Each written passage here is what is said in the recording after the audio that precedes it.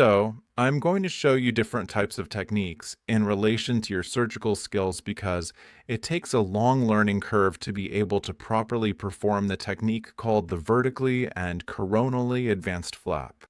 This is a modification of the traditional technique that was, let's say, originally described for the upper jaw and then modified to overcome some of the challenging factors that are present in most cases in the lower front part of the mandible. So basically, when we talk about this area, we have to address this unfavorable anatomical condition.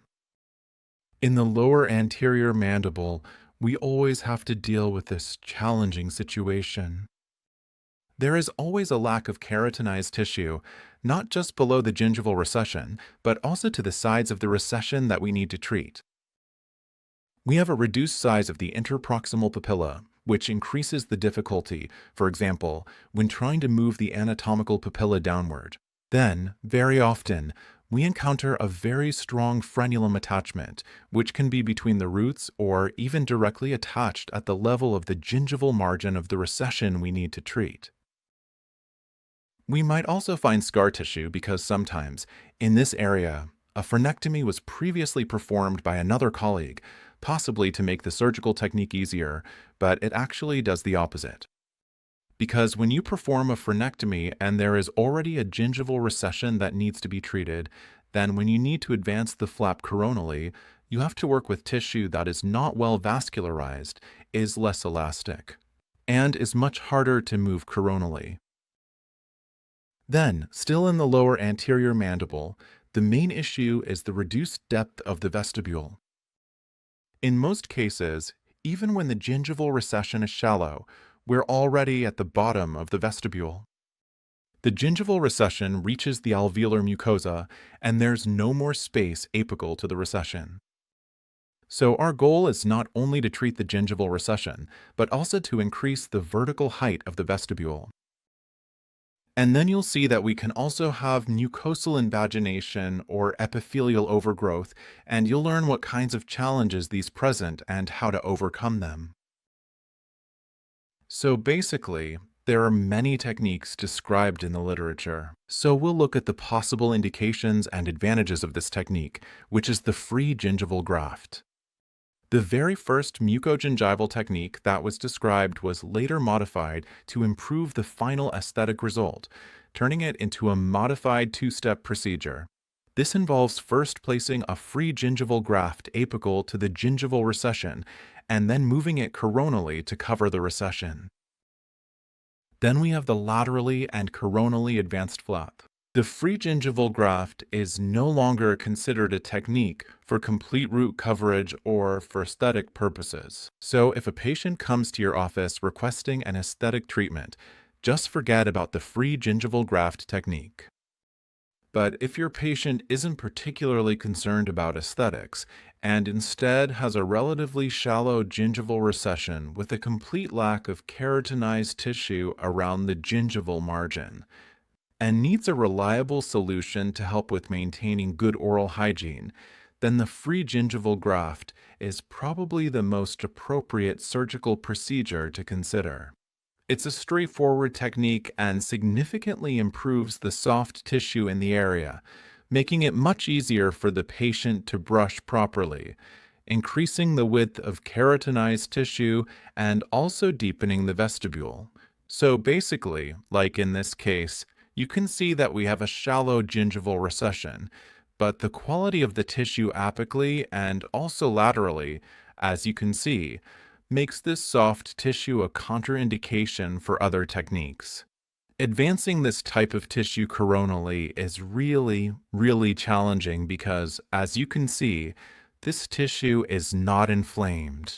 The only way to properly address this tissue condition, while also trying to cover the shallow gingival recession and remove the frenulum at the same time, is with the free gingival graft technique. Basically, when we want to perform a free gingival graft, we need to create a recipient bed for the graft, which consists only of periosteum.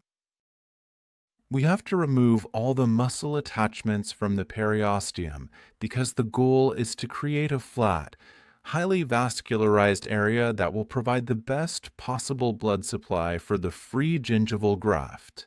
As you can see at the end, the quality of the soft tissue has completely changed.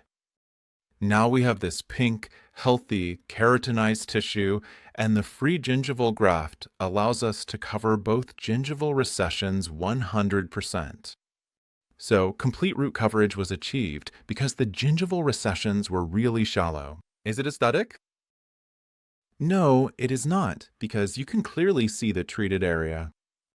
For me, aesthetics means that you can't tell that anything has been done. The modified two-step procedure has been described in order to improve the aesthetic result on one hand, but on the other hand, to reduce the size of the free gingival graft, because as we saw before, sometimes we have to harvest a very large free gingival graft to cover the recession and to place the apical portion on the periosteum.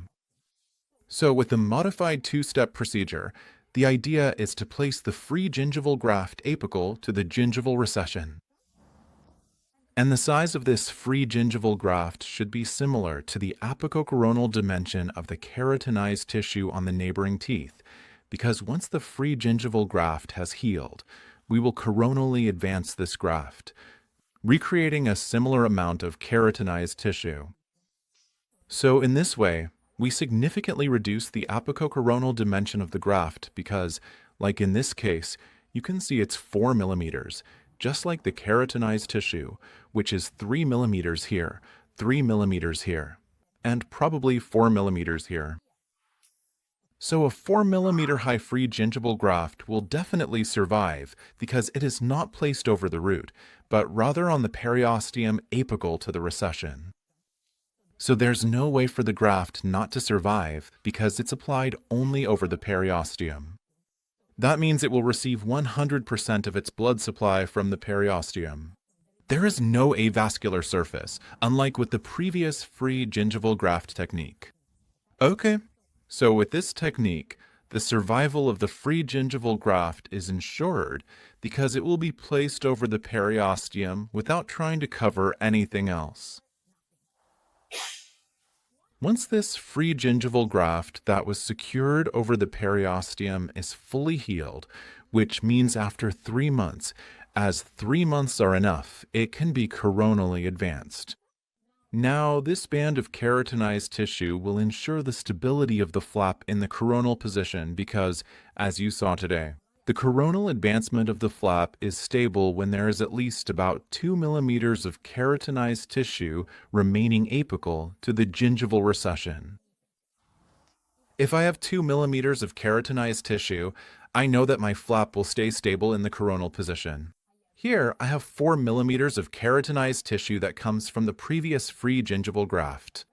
So I am 100% sure that this flap, with this amount of keratinized tissue, will stay stable in that final position. On one hand, the two-step procedure is less invasive for the patient because the size of the graft is limited, but on the other hand, it requires 2 surgical steps instead of 1. So, if I have a deep gingival recession that has reached the bottom of the vestibule, this technique isn't an option. It's not an alternative because I don't have space to secure the free gingival graft further apically. If you have a deep gingival recession that goes all the way to the bottom of the vestibule, you can't do a free gingival graft because otherwise you'd need a meter-long free gingival graft.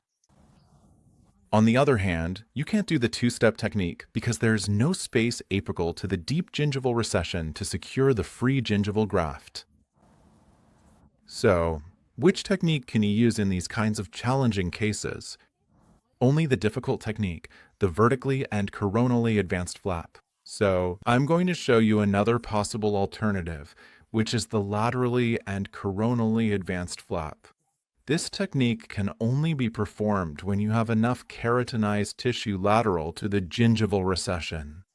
So, it's a technique that can only be performed when you have a single gingival recession and when there's enough keratinized tissue at the level of the adjacent mesial or distal tooth.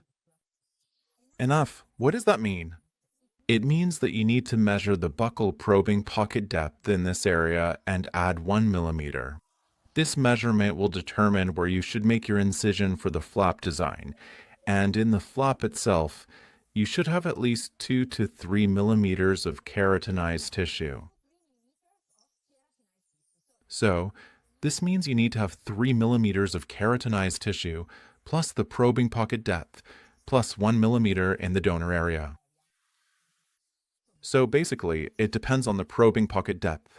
If the probing pocket depth is 1, you need a 5 millimeter height of keratinized tissue. If the probing pocket depth is 2, you need 6. If it's 3, that means there's a problem, so you shouldn't perform the mucogingival procedure. You need to address the buccal probing pocket depth first. So basically, you need to have between 4 and 6 millimeters of keratinized tissue height at the level of the donor tooth, which is something that doesn't happen very often, especially in the lower anterior mandible where the vestibular depth is very shallow. As you'll see in this case, this is the flap that will be laterally and coronally advanced, and this is the so-called recipient bed that will receive the majority of my flap. So, you see this is raised as a split thickness flap, and what you can see here is the root, which was not problematic at all because the probing pocket depth here was just 1 millimeter. But there is a buccal bone dehiscence on that tooth that is now exposed because of my laterally positioned flap. So what's going to happen? What's going to happen is that I don't feel comfortable leaving this portion of the root exposed. So I need to harvest a free gingival graft from the palate and place it here.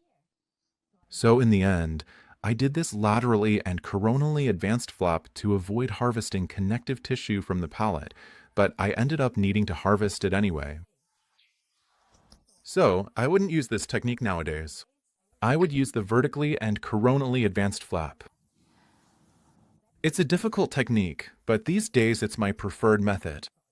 So you can see the root preparation, the lateral and coronal advancement of my flap, and the free gingival graft that will protect the root, which was exposed due to the buccal bone loss and my lateral movement of the flap.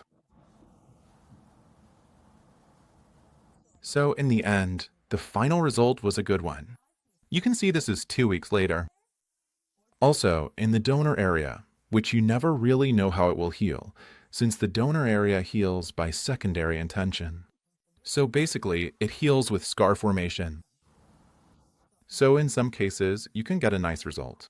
In other cases, the aesthetic outcome on the donor side may be less favorable. So this is another technique that's suitable for patients who don't have very high aesthetic expectations.